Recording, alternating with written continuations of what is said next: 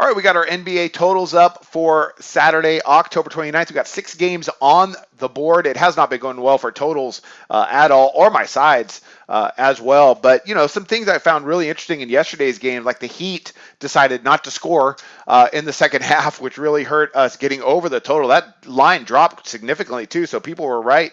The ones that went ahead and backed the under on that, I had them on the over, and unfortunately, Miami, like I said, didn't score the second half. And then you got a game like Dallas versus Houston where Nowitzki's out. That's something I was not aware of, and that's something you need to pay attention to also as a handicapper, is the injuries and such like that. So you got to remember my time frame. If I'm making a video really early and then all of a sudden the team says, well, we're not going to have 2 starters today, then you might want to think about making an adjustment.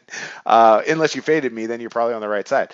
But that happens, and I can't control that. If I had known Nowitzki was out, you're talking about the leading scorer of the Dallas Mavericks over the last, 10, 15 years, I probably would have stayed away from that game. The tempo was okay, but neither team shot particularly well. All right, let's go ahead. Let's start breaking these games down today, and it's going to be a really good season here in the NBA. A lot of parity, I think. It's going to be a lot of fun to watch. First game we got up here, we got Memphis versus New York. We're going to go over the 197.5. That's at Pinnacle Sports right now.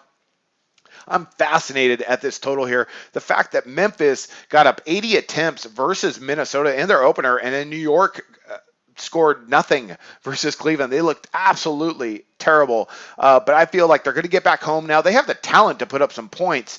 And Memphis, I'm really interested to see how David Fitzdale keeps pushing this team in which direction, as he sets his identity upon them. But, you have a good core of players here on both sides. I think they're going to be able to score as well. This is almost an opposite play for me, as Memphis only got up 80 attempts versus Minnesota, and New York, they only got up 87, versus Cleveland. Well, that's actually a decent amount. They just couldn't hit the broadside of a barn. So look for New York to score better tonight, and for Memphis as well, and to get over this 197.5. Next game up, we got Minnesota, Sacramento. We're going to go under the 205.5. That's a bet online.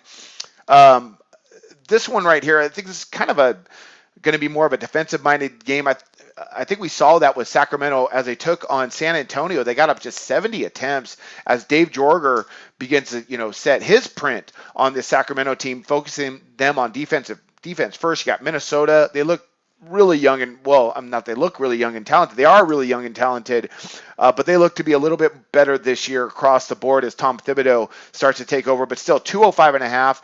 I'm not going an opposite play on this one. I don't care about that. I think that's just way too much. With Sacramento being the home team, I think they're going to control the tempo, and this game's going to stay under that 205.5. Next game up, we got Portland, Denver. We're going to go under 211. Odds makers really set an interesting line with this one here. Check SBR right now for the odds on that. That's across the board at 211. Last 4 times they matched up last year, we're talking at Denver, 212 a final, 218 a final, at Portland, 213. And last time they matched up in Portland was 206. So, this game is probably going to be a decent tempo. But what I like about Denver is, at least our first game of the year, they defended the 3 really well against a pretty poor New Orleans team, allowing just 15% from distance, even though Davis went for 50.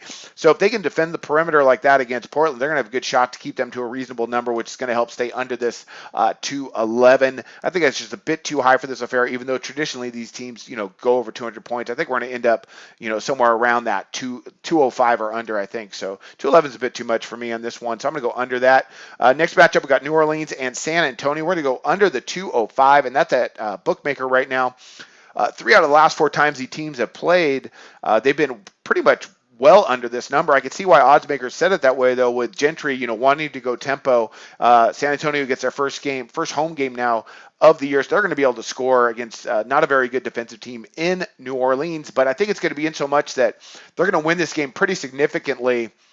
And because of that, I think towards the end of the game, it's going to be out of reach for New Orleans, and they're just not going to be able to get to this 205. That's how I see it, at least, in this matchup with San Antonio and New Orleans. So we're going to go under there to 205 at Bookmaker. Next one up, we got 2 more left. We got Brooklyn and Milwaukee over the 206 at Heritage Sports. This sets up to be a real track meet, in my opinion. I was really impressed with Brooklyn beating Indiana yesterday. They put up some points. They ran some tempo. Kenny Atkinson doing a nice job there with a Brooklyn team that might actually be semi-okay. They look like they were going to be the dredge, so we'll just have to see how how well they play this year. I was surprised they beat Indiana. But now they get to take on a Milwaukee team. And what I like about Milwaukee is all their bench players scored, all six of them, in their first game of the year versus Charlotte.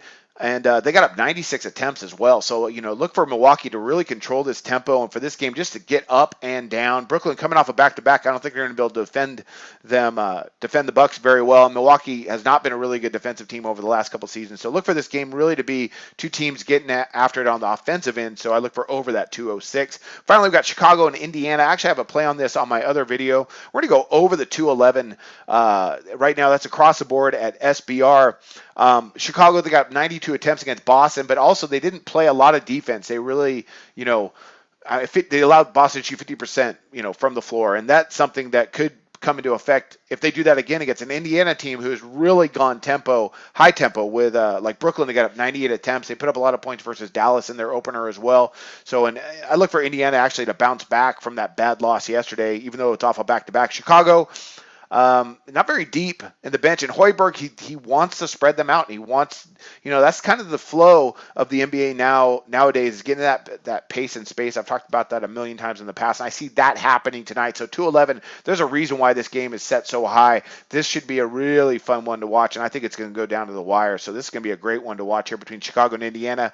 And that's it for today. So we got 6 games on the board. Quick recap. Again, we have not been doing that great, so you really want to, pay attention to where the odds go, and you make the best play you think is out there. But for us, we got Memphis and New York over the 197.5. Minnesota, Sacramento under the 205.5. Portland, Denver under 211. New Orleans, San Antonio under 205. We got Brooklyn, Milwaukee over the 206. And we got Chicago, Indy over the 211. So that's 3 overplays, 3 underplays. Hopefully the balance will help us get over the hump here and start getting in some more winners, because it's been a rough first week of the year. I hope you enjoy the segment, and I wish you guys luck on your picks today.